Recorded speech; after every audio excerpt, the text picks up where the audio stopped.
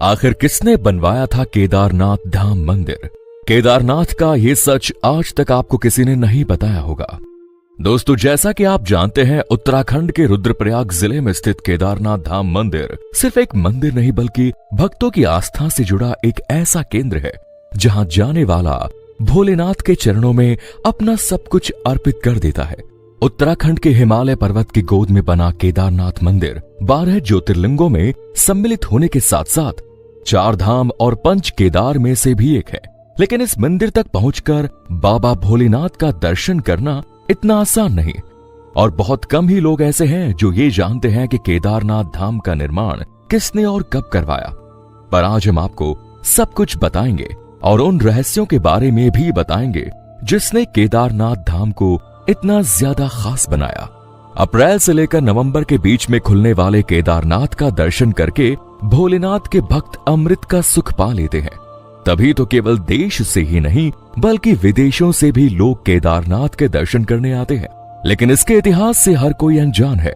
अब देखा जाए तो केदारनाथ मंदिर का निर्माण किसने करवाया, इससे जुड़ा कोई भी ऐतिहासिक प्रमाण तो नहीं है, लेकिन 1000 साल से भी पहले से केदारनाथ धाम एक महत्वपूर्ण मंदिर रहा है। पर अगर हम इस ऐतिहासिक मंदिर के बारे में इतिहासकारों से पूछें तो उनमें से अधिकतर का कहना है कि इस मंदिर का निर्माण पांडवों ने पाप मुक्त होने के लिए करवाया। कुरुक्षेत्र की भूमि में 18 दिनों तक लड़े गए महाभारत के युद्ध के बारे में तो आप सभी जानते हैं, जिसमें लाखों करोड़ों की जानें गई, खून नदी की तरह बह रहा था। इस युद्ध में सभी रिश्तों की बलि चढ़ गई, फिर चाहे वो गुरु शिष्य का रिश्ता हो या फिर भाई भाई का। 18 दिनों तक निरंतर कुरुक्षेत्र की भूमि पर कौरवों और पांडवों की सेना खून बहा रही थी। जब महाभारत का युद्ध खत्म हुआ तो इस युद्ध में जीत तो पांडवों की हुई, लेकिन तब तक उन्होंने भी बहुत कुछ खो दिया था। युद्ध समाप्त हुआ तो पांडव बैठकर श्री कृष्ण के साथ युद्ध के बारे में बातें कर रहे थे, उसके परिणाम के बारे में सोच रहे थे। तभी भगवान श्री कृष्ण ने पांडवों को पश्चाताप करने के लिए कहा, क्योंकि इतने बड़े युद्ध में उन्होंने लाखों लोगों की बलि दी और करोड़ों लोगों को मारा, और ये सब उन्होंने राजपाट अपने नाम करने के लिए किया, जिसका पश्चाताप उन्हें अवश्य करना चाहिए। क्योंकि पांडवों के ऊपर ब्रह्म हत्या, गोत्र हत्या और गुरु हत्या जैसे कई सारे पाप चढ़ चुके थे, जिसके लिए उनका प्रायश्चित करना बहुत जरूरी था। जब पांडवों ने श्री कृष्ण से इसका उपाय पूछा तो उन्होंने बताया कि तुम्हारे इन पापों की मुक्ति केवल भगवान भोलेनाथ ही तुम्हें दे सकते हैं। जिसके बाद सभी पांडव भगवान श्री कृष्ण की आज्ञा और आशीर्वाद लेकर भगवान शिव से मिलने के लिए काशी की तरफ निकल चले। लेकिन भगवान शिव तो ठहरे तीनों लोगों के कर्ता धर्ता। उन्हें तो पहले ही पांडवों के आने की खबर लग चुकी थी। शिव जी पांडवों से मिलना नहीं चाहते थे, क्योंकि भगवान शिव पांडवों द्वारा किए गए पापों से अत्यधिक क्रोधित हैं। इसीलिए वो पांडवों से बिना मिले ही काशी से चले गए। पांडव जब काशी नगरी पहुंचते हैं तो उन्होंने भगवान शिव को हर जगह ढूंढा, लेकिन वो उन्हें नहीं मिले। माता पार्वती से पांडवों की यह स्थिति देखी नहीं गई, लेकिन उन्होंने पांडवों को ज्यादा कुछ नहीं बताया। बस इतना बताया कि भोलेनाथ उनसे अत्यधिक क्रोधित हैं और इसीलिए वो पांडवों से मिलना नहीं चाहते और हिमालय की ओर चले गए। अब प्रायश्चित तो करना ही था, इसीलिए सभी पांडव हिमालय की ओर निकल जाते हैं, जिसके लिए वो उत्तराखंड के गढ़वाल क्षेत्र में पहुंचते हैं। भगवान शिव भी पांडवों से छुपकर यहीं आए थे। जब भोलेनाथ को ये पता चलता है कि पांडव भी उनके पीछे पीछे गढ़वाल आए हैं, उसके बाद वो एक उपाय निकालते हैं। गढ़वाल के पहाड़ों में कई सारे पशु घास चर रहे थे, जिन्हें देखते ही भोलेनाथ उन्हीं का हिस्सा बन जाते हैं और बैल का रूप धारण करके वहीं पर घास करने लगे। जब पांडव गढ़वाल पहुंचते हैं तो वो हर जगह भगवान शिव को ढूंढते हैं, लेकिन लाख कोशिश करने के बावजूद पांडवों को भगवान शिव नहीं मिले।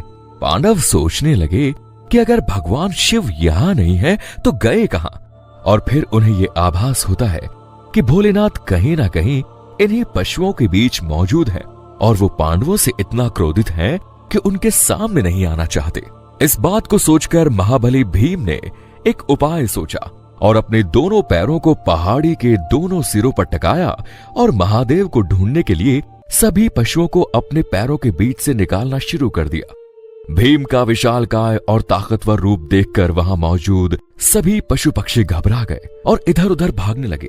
लेकिन उन्हीं में से एक बैल ऐसा था जो बिना घबराए अपनी जगह पर स्थिर खड़ा रहा। उस बैल के ऊपर भीम के विशालकाय रूप का कोई प्रभाव नहीं पड़ा, जिसे देखकर भीम सहित सभी पांडव समझ गए कि हो न हो यही महादेव का रूप है, जो बैल का अवतार लेकर हमसे छुप रहे हैं। महादेव को भी ये समझ में आ गया कि पांडवों को उनके बारे में पता चल चुका है, लेकिन फिर भी वो पांडवों से नहीं मिलना चाहते थे। इसीलिए उन्होंने एक ही झटके में बैल रूपी अवतार के साथ ही धरती में समाना शुरू किया और वो धीरे धीरे धरती के अंदर जाते रहे थे। भगवान शिव के बैल रूपी अवतार को धरती में समाते देख भीम तुरंत उनकी तरफ लपकता है और बैल की पीठ अपने हाथों से जकड़ लेता है।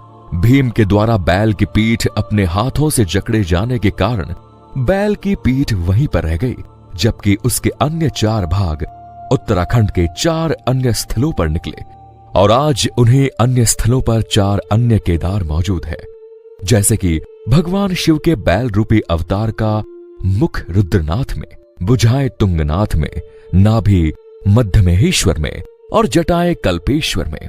और इन्हीं 5 जगहों को सम्मिलित रूप से पंच केदार के नाम से जाना जाता है। जो कोई भी भगवान शिव का सच्चा भक्त है और उनके दर्शन करना चाहता है, वो पंच केदार के दर्शन करना कभी नहीं भूलता। अब सवाल यह है कि केदारनाथ मंदिर को बनवाया किसने और इसका क्या इतिहास रहा। तो दोस्तों, इसे जानने के लिए आपको आगे की कहानी सुनना बहुत जरूरी है, क्योंकि भीम ने जब भगवान शिव के बैल रूपी अवतार की पीठ पकड़ी थी तो वो वहीं पर रह गई थी, लेकिन जब उन्हें शिवजी के बाकी 4 अंग अलग अलग स्थानों पर प्रकट होने का ज्ञात हुआ, तब उन्होंने शिव की महिमा को समझ लिया। इसके बाद पांडवों ने इन 5 जगहों पर शिवलिंग की स्थापना करके शिव मंदिर का निर्माण करवाया। तब जाकर कहीं भगवान शिव सभी पांडवों से खुश हुए और उन्होंने पांडवों को उनके सभी पापों से मुक्त कर दिया।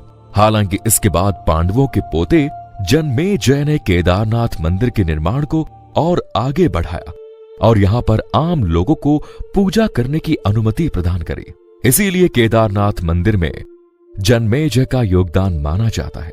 पर समय के साथ ही पांडवों द्वारा बनाया गया ये मंदिर जर्जर हो गया और कई जगह से क्षतिग्रस्त हो गया। लेकिन जब भारत की भूमि में शंकराचार्य ने जन्म लिया और उन्होंने संपूर्ण भारत भूमि की पैदल यात्रा करी, तो उन्होंने चारों दिशाओं में 4 धाम की स्थापना करी और उस वक्त आदि शंकराचार्य ने केदारनाथ मंदिर का पुनः निर्माण करवाया, जो आज भी उत्तराखंड में मजबूती के साथ खड़ा हुआ है। तो क्या आप भविष्य में ये अनुभव लेना चाहेंगे या फिर क्या आप केदारनाथ की यात्रा कर चुके हैं? अपना जवाब कमेंट्स में बताना ना भूलें और इसी तरह के रोचक और जानकारी से भरपूर वीडियोस देखते रहने के लिए चैनल को सब्सक्राइब करना ना भूलें। धन्यवाद।